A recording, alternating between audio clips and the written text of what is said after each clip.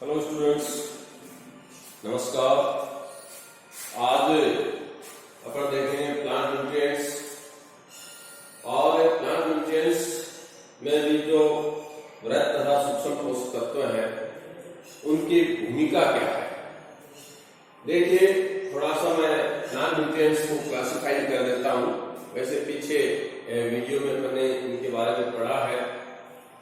देखिए, plant nutrients जो है, पादप पोषक तत्व जो है, इन्हें देखिए दो भागों में बांटा गया है। अखनिज पोषक तत्व और खनिज पोषक तत्व। देखिए, अखनिज पोषक तत्व जो है, ये पोषक तत्व पादपों को मृदा से उपलब्ध नहीं होते हैं, बल्कि कहां से उपलब्ध होते हैं? ये जल और वायु से उपलब्ध होते हैं। किससे उपलब्ध होते हैं? जल एवं वायु से, हवा से। वायु से ये उपलब्ध होते हैं। और अखनिज पोषक तत्व कौन कौन से हैं? Carbon, hydrogen, oxygen. ये तीनों ही पोषक तत्व जो है, ये तत्व जो है, ये अखनिज पोषक तत्व है, क्योंकि ये पौधों को मृदा से उपलब्ध नहीं होते हैं। कार्बन, हाइड्रोजन, ऑक्सीजन ये पौधों को कहां से मिलते हैं? जल एवं हवा से मिलते हैं। अब दूसरे हैं खनिज पोषक तत्व। खनिज पोषक तत्व कौन से होते हैं? जो प्लांट्स को किससे प्राप्त होते हो? मृदा से उपलब्ध होते हैं। मृदा से प्राप्त होते हैं। किससे प्राप्त होते हो? मृदा से प्राप्त होते हो। उन्हें खनिज पोषक तत्व कहते हैं। ऐसे देखिए, नाइट्रोजन जो है, नाइट्रोजन वायुमंडल में सबसे अधिक मात्रा में है, 78% है लगभग, लेकिन वो पौधों को सीधी उपलब्ध नहीं होती है, वो मृदा के थ्रू उपलब्ध होती है। इसलिए नाइट्रोजन को भी किसमें शामिल किया गया है? खनिज पोषक तत्वों में ही शामिल किया गया है।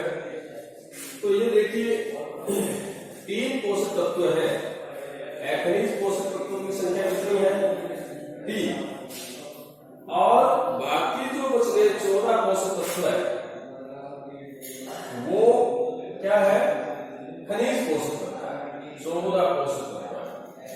14 पोषक तत्व क्या है? खनिज पोषक तत्व। अब देखिए, खनिज पोषक तत्व है, इन्हें फिर 2 भागों के अंदर बांटते हैं, मैक्रोन्यूट्रिएंट्स और माइक्रोन्यूट्रिएंट्स। ये पादपों की उपयोगिता के आधार पर, आवश्यकता के आधार पर इन्हें 2 भागों में बांटा गया है, मैक्रोन्यूट्रिएंट्स और माइक्रोन्यूट्रिएंट्स। यानी कि गुरु पोषक तत्व और लघु पोषक तत्व। पीछे अपन इनके बारे में पढ़ के आए, यहां मैं ज्यादा चर्चा नहीं करूंगा। तो देखिए, गुरु पोषक तत्व कौन कौन से हैं? इनकी संख्या कितनी है? गुरु पोषक तत्वों की संख्या कितनी है? गुरु पोषक तत्व जो है, इनकी संख्या है 6। देखिए, 6 मुख्य रूप से खनिज गुरु पोषक तत्वों की, यहां पर खनिज पोषक तत्वों की बात कर रहे हैं, तो उनमें भी मैक्रोन्यूट्रिएंट्स की बात कर रहे हैं। तो इनमें देखिए कौन कौन से हैं? ये भी फिर से 2 प्रकार के होते हैं। प्राथमिक वृहद मात्रक पोषक तत्व, यानी कि गुरु पोषक तत्वों को अपन 2 भागों के अंदर डिवाइड कर देते हैं। गुरु पोषक तत्व क्यों कहते हैं इनको? ये अपन पिछले वीडियो में पढ़ के आए हैं। प्राथमिक पोषक तत्व कौन से हैं? ये 3 हैं, नाइट्रोजन, फास्फोरस और पोटेशियम। इनकी संख्या कितनी है? 3। एनपीके और द्वितीयक मृतमात्रक पोषक तत्व की संख्या कितनी है? 3। ये कौन कौन से हैं? सल्फर है, कैल्शियम है और मैग्नीशियम है। ये 3 द्वितीयक मृतमात्रक पोषक तत्व है। और शेष क्या है? माइक्रोन्यूट्रिएंट्स। माइक्रोन्यूट्रिएंट्स की संख्या कितनी है? 8। कितनी है? 8। इसमें देखिए, आयरन है, मैंगनीज है, कॉपर है, मॉलिब्डेनम है, जिंक है, क्लोरीन है और बोरॉन है और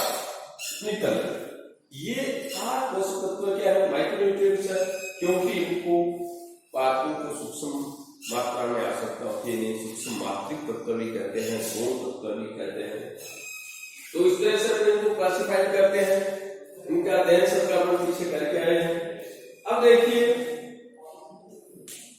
आज का मेन जो टॉपिक है वो है पादप पोषण में वृक्क तथा सूक्ष्म पोषकों की भूमिका क्या है। पादप पोषण में वृक्क, पोषक तत्वों और सूक्ष्म पोषक तत्वों की भूमिका क्या है, उसके बारे में देखेंगे।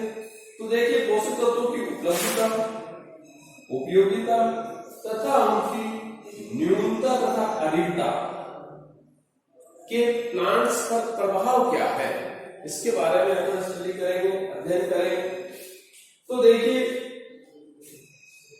पोषक तत्वों की बात करें तो देखिए कार्बन, हाइड्रोजन, ऑक्सीजन, इनको काफी मात्रा में पौधों को आवश्यकता होती है। और ये तीनों ही क्या है, अखनिज पोषक तत्व है।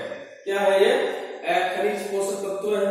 और तीनों ही किससे प्राप्त होते हैं, जल और वायु से प्राप्त होते हैं। ये तीनों ही क्या है, अखनिज पोषक तत्व है, अखनिज पोषक तत्व। और कहां से प्राप्त होते हैं, देखिए कार्बन CO2 से उपलब्ध होता है, जो वायुमंडल से सीधा पौधे फोटोसिंथेसिस की क्रिया में उपयोग कर रहे हैं। हाइड्रोजन है वो किससे प्राप्त होता है, जल से प्राप्त होता है पौधों को। ऑक्सीजन है ये देखिए वायुमंडल में काफी मात्रा में पाई जाती है, लगभग 21% ऑक्सीजन होती है और पौधे इसको सीधे ग्रहण करते हैं ऑक्सीजन के रूप में। तो ये तीनों अखनिज पोषक तत्व हैं। अब देखिए मैं अपन चर्चा करेंगे प्राथमिक वृक्क मात्रिक पोषक तत्वों की, जिसमें नाइट्रोजन, फॉस्फोरस और पोटेशियम इनकी, फिर द्वितीयक वृक्क मात्रिक पोषक तत्वों की चर्चा करेंगे, फिर सूक्ष्म पोषक तत्वों की चर्चा करेंगे। तो क्रमिक रूप से इनकी अपन चर्चा करेंगे। तो इसमें देखिए प्राथमिक वृक्क मात्रिक पोषक तत्व जो है मैक्रोन्यूट्रिएंट्स है, नाइट्रोजन। पहले नाइट्रोजन की चर्चा करते हैं। नाइट्रोजन जो है ये देखिए प्लांट्स, वैसे नाइट्रोजन सबसे अधिक के मात्रा में पाया जाता है वायुमंडल में, लेकिन पौधे इसको सीधे ग्रहण नहीं कर पाते हैं। तो पौधे इसको देखिए किस रूप में ग्रहण करते हैं, ये मृदा के माध्यम से किस रूप में ग्रहण करते हैं, अधिकांश नाइट्रोजन को नाइट्रेट के रूप में ग्रहण करते हैं। किस रूप में ग्रहण करते हैं पौधे, नाइट्रेट के रूप में। अब ये कुछ सूक्ष्म जीवों द्वारा या जो अपने विद्युत तड़ित है उसके द्वारा नाइट्रोजन को किसमें बदला जाता है, नाइट्रेट के अंदर, और फिर पौधे क्या है उसको ग्रहण करते हैं। तो अधिकांश नाइट्रोजन वो प्लांट्स नाइट्रेट के रूप में नाइट्रोजन को ग्रहण करते हैं, और कुछ मात्रा में, कम मात्रा में नाइट्राइट और अमोनियम आयन के रूप में भी प्लांट द्वारा नाइट्रोजन को ग्रहण किया जाता है। लेकिन अधिकांश नाइट्रोजन किस रूप में ग्रहण करते हैं, नाइट्रेट के रूप में ग्रहण करते हैं। देखिए नाइट्रोजन की आवश्यकता की बात करें तो, उपयोगिता की बात करें तो नाइट्रोजन की सबसे ज्यादा आवश्यकता वृद्धिशील उत्तकों में, जो वृद्धिशील क्षेत्र होते हैं, मेरिस्टेमेटिक जोन होते हैं, एपिकल शीर्ष क्षेत्र होते हैं, उनमें, कलिकाओं में, इनमें सबसे ज्यादा नाइट्रोजन की आवश्यकता होती है। और नाइट्रोजन सामान्यतः सभी जीव सेल्स में ही इसकी आवश्यकता होती है, लेकिन मुख्य रूप से वृद्धिशील उत्तकों, कलिकाओं, इनमें ज्यादा आवश्यकता होती है। नाइट्रोजन देखिए मुख्य रूप से किसका घटक होता है, एमिनो एसिड्स का, प्रोटीन्स का, किसका, प्रोटीन्स का, न्यूक्लिक एसिड्स का, डीएनए, आरएनए, क्लोरोफिल का घटक होता है, विटामिन का और हार्मोन्स का मुख्य घटक होता है। तो देखिए नाइट्रोजन की बहुत अधिक उपयोगिता होती है, इन सबका मुख्य घटक नाइट्रोजन होता है। इसके अलावा देखिए नाइट्रोजन का सोर्स क्या है, स्रोत क्या है, तो नाइट्रोजन का मुख्य रासायनिक उर्वरक के रूप में देखें भाई, रासायनिक उर्वरक के रूप में नाइट्रोजन का मुख्य स्रोत क्या होता है, यूरिया। अपन देखिए खेतों के अंदर यूरिया डालते हैं क्योंकि नाइट्रोजन की कमी ज्यादा होती है मृदा में।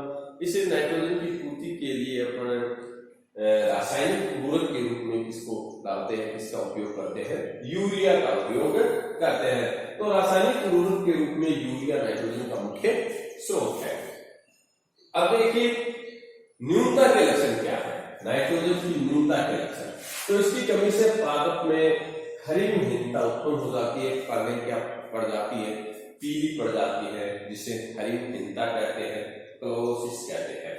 इसके अलावा क्लोरोफिल के अणु अपघटित होने लगते हैं। क्लोरोफिल जो है पर्णहरित उनका अपघटन होने लगता है और उनके अपघटन से एंथोसायनिन वर्णक का निर्माण होता है। क्लोरोफिल के अपघटन से किसका निर्माण होता है, एंथोसायनिन, यानी कि ये नाइट्रोजन की कमी से होता है ऐसा। और एंथोसायनिन के कारण पर्ण कैसी दिखाई देने लगती है, गुलाबी। एंथोसायनिन बनने के कारण पर्ण कैसी दिखाई देती है, गुलाबी रंग की दिखाई देने लगती है। इसके अलावा नाइट्रोजन की कमी से पौधे देखिए बोने रह जाते हैं, स्टैंडर्ड रह जाते हैं। और जो लेटरल बड्स है, पार्श्व कलिकाएं हैं, वो उनमें प्रसुप्ति उत्पन्न हो जाती है। जो पार्श्व कलिकाएं हैं, पार्श्व बड्स है, उनमें प्रसुप्ति उत्पन्न हो जाती है, डोर्मेंसी उत्पन्न हो जाती है, यानी कि उनकी वृद्धि रुक जाती है। तो स्टूडेंट्स ये नाइट्रोजन की न्यूनता के लक्षण थे। इसके बाद दूसरा अपना जो पोषक तत्व है वो है फास्फोरस। फास्फोरस देखिए पौधे मृदा से किस रूप में इसका अवशोषण करते हैं, ग्रहण करते हैं। तो पौधे इसको देखिए H2PO4 और H2PO4 टू आयन के रूप में, इन आयन्स के रूप में पौधे क्या करते हैं, ग्रहण करते हैं फास्फोरस को मृदा से, यानी कि आयन्स के रूप में, सीधे तौर पर मृदा से इसका उपयोग नहीं कर सकते। तो मृदा से आयन्स के रूप में पौधे ग्रहण करते हैं। और मुख्य रूप से फास्फोरस देखिए न्यूक्लिक अम्ल, nucleic acids, phospholipids, NAD, NADP, ATP का मुख्य घटक होता है। देखिए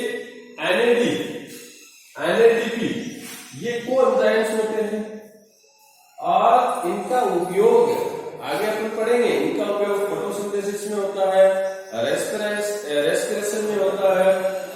तो आगे इनके बारे में अपन पढ़ेंगे, कोएंजाइम, इनकी फुल फॉर्म के बारे में आगे पढ़ेंगे।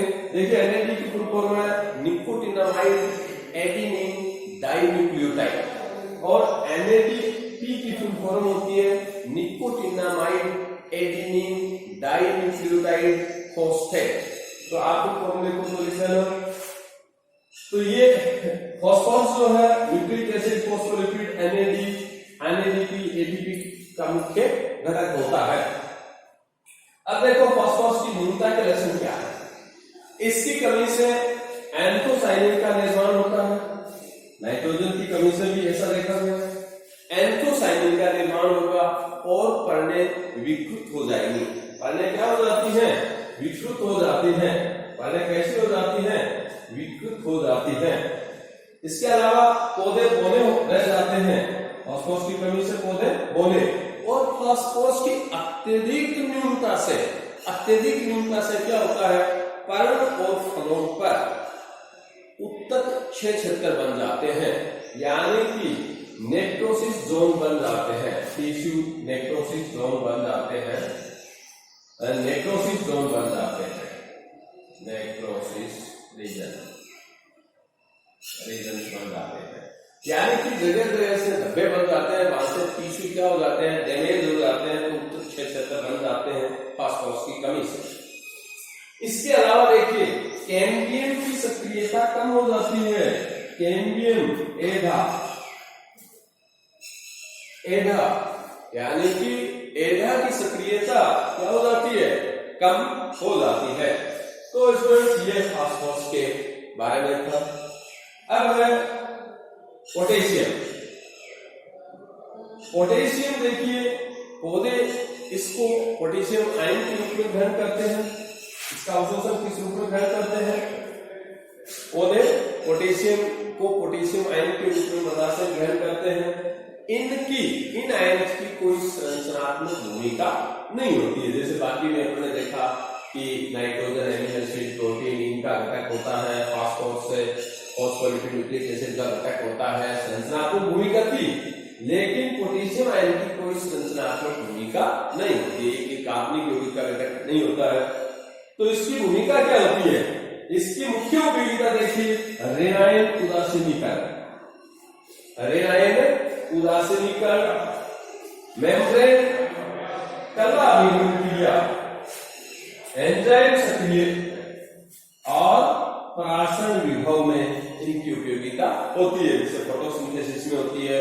अपन ने पीछे हिस्टोमेटा ओपन और क्लोज में देखा था कि पोटेशियम आयन स्थानांतरण जो परिकल्पना पड़ी थी, उसमें अपन ने देखा पोटेशियम आयन है, potassium ion malic acid malate के साथ पोटेशियम मेलेट बनाते हैं। वहां आपने देखा था कि इनकी मुख्य भूमिका थी हिस्टोमेटा के ओपन और क्लोज में। इसके अलावा जो सीड्स हैं, बीज और फ्रूट्स हैं, उनकी सामान्य वृद्धि के लिए पोटेशियम की आवश्यकता होती है, यानी कि यदि पोटेशियम की कमी होगी तो उनकी सामान्य वृद्धि नहीं हो पाएगी। इसके अलावा देखिए, पोटेशियम आयन जो है वो मुख्य रूप से जीवज्योत की जो क्षेत्र होते हैं, मेरिस्टेमेटिक जोन जो होते हैं, मेरिस्टेमेटिक जोन कौन से होते हैं? शीर्ष क्षेत्र, जैसे एपिकल पर्वा का शीर्ष क्षेत्र या मूल का शीर्ष क्षेत्र, उन शीर्ष क्षेत्रों में मेरिस्टेमेटिक जोन जो होते हैं, उनमें पोटेशियम आयन की पर्याप्त मात्रा या प्रचुर मात्रा पाई जाती है। तो ये इसकी उपयोगिता के बारे में था। अब न्यूनता के लक्षण, यानी कि पोटेशियम आयन की कमी से प्लांट्स के अंदर पौधों में कैसे लक्षण उत्पन्न होते हैं। तो देखिए, पहले क्रुब्रित हो जाती हैं, यानी कि मोटरन हो जाती हैं, इनमें धब्बे से उत्पन्न हो जाते हैं। इसके अलावा क्लोरोसिस, यानी कि हरी न्यूनता भी उत्पन्न हो जाती है, वृद्धि रुक जाती है और पौधा क्या हो जाता है? बूसी झाड़ी नुमा हो जाता है। पौधा में अच्छी सही तरीके से ग्रोथ नहीं होने के कारण पौधा जो है वो कैसे हो जाता है? झाड़ी नुमा या बूसी हो जाता है। पौधों की रोग प्रतिरोधक क्षमता में कमी आ जाती है। पौधों की जो रोग प्रतिरोधक क्षमता है उसमें पोटेशियम आयन की कमी के कारण क्या आ जाती है? पौधों की रोग प्रतिरोधक क्षमता में भी कमी आ जाती है, जिससे पौधों के कई बैक्टीरियल, वायरस या फंगल रोगों से लड़ने की क्षमता में कमी आ जाती है। तो ये अपने तीन खनिज पोषक तत्व थे, इनके बारे में ज्यादा डिटेल से चर्चा करने की आवश्यकता नहीं है। और तीन जो अपने प्राथमिक मात्रक पोषक तत्वों की बात की है, जिसमें NPK नाइट्रोजन, फास्फोरस और पोटेशियम, तीनों के बारे में हमने चर्चा की।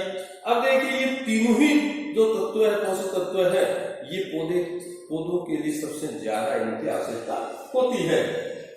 तो सबसे ज्यादा इनकी उपयोगिता होती है और मृदा में भी इनकी ही कमी पाई जाती है। मृदा में सबसे ज्यादा न्यूनता जो है, कमी है, वो नाइट्रोजन, फॉस्फोरस और पोटेशियम की ही पाई जाती है। इसलिए इन तत्वों को क्रांतिक तत्व या क्रिटिकल एलिमेंट्स कहते हैं।